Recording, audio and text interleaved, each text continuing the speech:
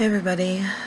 Wanted to kind of give you guys an update on the latest here with my dad and my stepmom.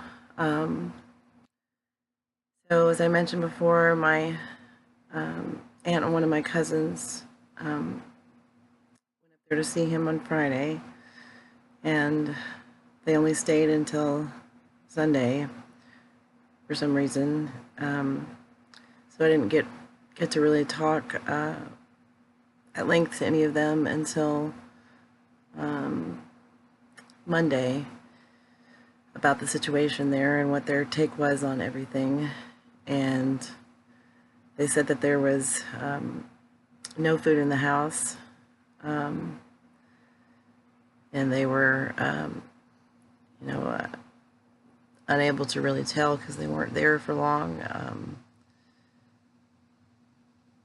Why there was no food in the house, whether that was a purposeful thing or just because my stepmom hadn't been able to get to the store. They did buy some food and fed my father, because I guess he can't feed himself now, while they were there, and he ate. But they also said that he's so sick and not himself that he would agree to just about anything and do anything that she said to do. And they think that when he got on the phone at her request with my cousin last week to tell me not to come, that he wasn't aware really of what he was saying. He was just doing what she told him to do. So all that being said, I've rebooked my flight again, and I'm not telling her that I'm coming. And I arrive in Phoenix Friday afternoon. So I'm going to be staying with Mutt's Ma from our Wasteland tribe, our second family. Has been a huge source of support, and Ma lives there in Phoenix, about 15 minutes away from my dad, and has graciously offered to let me stay there, because my stepmom has kind of made it clear that she doesn't want anybody staying there at the house with them. So just not telling her that I'm coming, and try to assess the situation when I get there. My stepmom told me last night that the Medicare hospice nurse, who only comes twice a week, noticed that my dad was breathing really heavily and kind of gasping for air. His oxygen levels are 99%, so he's getting enough oxygen. But the hospice nurse said that he was starting to decline very rapidly. And so I don't know if he's breathing heavily because his body's starting to shut down. There was supposed to be 24-hour nursing care in place by now, and my stepmom has told me several times that she had it all scheduled, but it hasn't happened. So there's really not anybody regularly there to help, keep an eye on him and make sure that he's getting what he needs, and provide any comfort care that can be given at this point. So I'm going to try to see what I can do to get that set up as well myself. And if I get there and I feel like that he's being neglected, then I'll just have to see what I can do to improve that situation, or see what my rights are as his daughter to intervene on his behalf when he's not able to advocate for himself in his state of mind. So right now, that's my plan.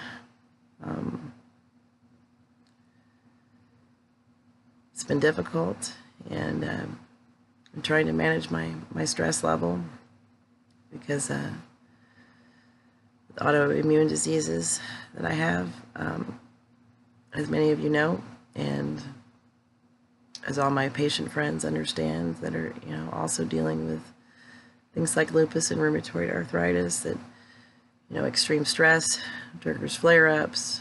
And so, more than, normal people, you really have to be super careful of how you let stress affect you when you have these kind of diseases. So it's been a real challenge to try to manage all that and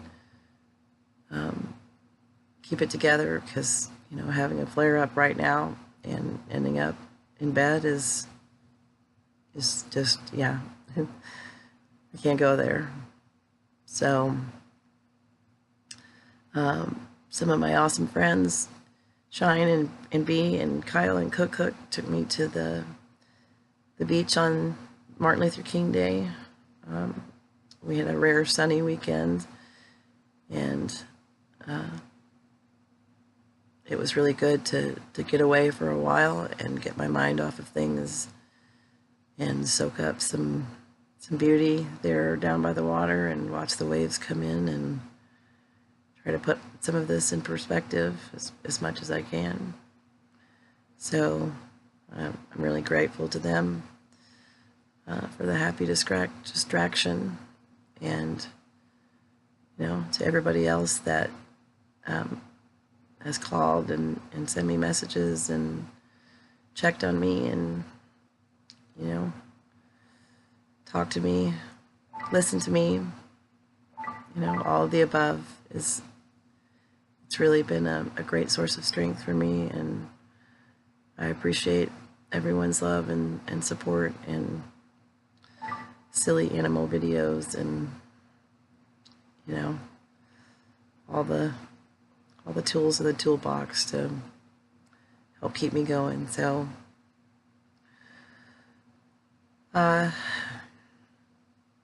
barring that, on the subject of how do you manage when someone or people that you love are dying, I can't say that I have any real words of advice this time. I just know that I do better staying busy and trying to be as productive as I can, and it's when I have too much time alone with my brain, that it gets really hard to manage. And I know that the dad that I'm going to see is not the dad that I saw a few months ago, that he's changed a lot, and I know that that's going to be very difficult. And I know that everybody that has gone through a severe chronic illness, end of life process with somebody they love, understands that it's really hard to feel so helpless.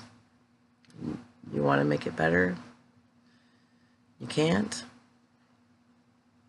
So I'm just going to try to keep going, and when this is all over,